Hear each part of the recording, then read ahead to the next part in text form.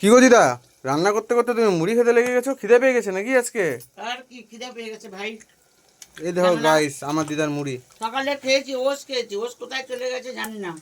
যখন খিদে পেলো, এই যে পেঁয়াজ শশা কাটাই ছিল, ব্যাস পেঁয়াজ টিয়াজ দিয়ে একেবারে ভেলপুরি বানিয়ে নিলাম। হুম, দেখছেন তো গাইস, বাঙালের একা একা। ভেলপুরি কেন, বাঙালে তো ঝালমুড়ি খুব মশুর, তো এটা ঝালমুড়ি। কারো খাওয়ার ইচ্ছে হলে চলে আসো। গাইস একা একা হুম। দেখছেন, নাতিকে একবার বলছে পর্যন্ত না যে খা। কিন্তু গাইস, আমি তো গাইস, এই যে গাইস, আহা আহা, যে চলো খাবে না গাইস। তে কেউ মিস্টেক করে দেবে, এমনি হ্যাঁ, মজাদার জিনিস। এটা তো গাইস বাঙালিদের একদম ফেভারিট। চলো গাইস, বাকিটা পরে দেখাচ্ছি কি কি রান্না হয়েছে না হয়েছে। তো এখন গাইস আমার দিদা লুকা লুকা মুড়ি খাচ্ছিল, তো ওটাই গাইস আপনাদেরকে দেখালাম। আর গাইস এই যে আমার দিদার হাতে কাঁচা লঙ্কা, মুড়ি আর কাঁচা লঙ্কা।